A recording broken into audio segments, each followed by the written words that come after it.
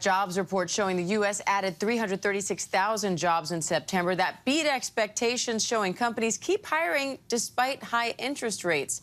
September's numbers come close to doubling August's report at 187,000 jobs. Business reporter Alexis Christophorus joins me now. And Alexis, these numbers, these are surprising. What does this report tell you about the health of the job market and the economy? Yeah, more than surprising, they are shocking. I mean, we often say better than expected, but this was way better than expected, and I think blew past any economist's expectations. And what this tells us is that we have an incredibly resilient job market, despite a number of workers now striking, right? We have union workers striking in different industries across the country. We have chaos in Washington. We have higher interest rates. Prices are still not where we need them to be, so we do have elevated inflation, yet we are continuing to see a very strong jobs market. The unemployment rate held steady at 3.8%. And I guess if you're looking for a silver lining here, not so much for workers, but maybe for the Federal Reserve, is that wages rose, but not as quickly as we expected.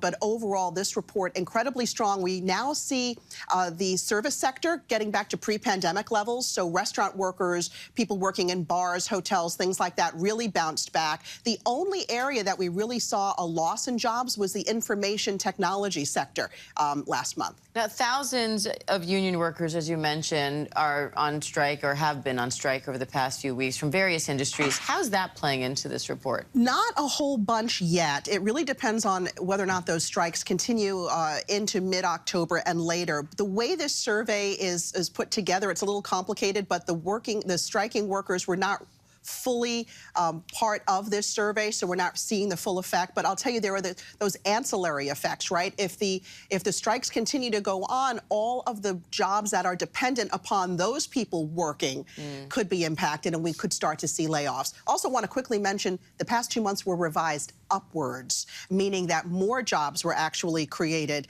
in August and July than first thought. So again, an incredibly strong job market. Okay, so what does this all mean for the Fed and interest rates? So our next meeting on the Fed is going to be in November, and this report basically tells the Fed more needs to be done because this economy continues to be very strong. I think we can all bet that interest rates will stay higher for longer.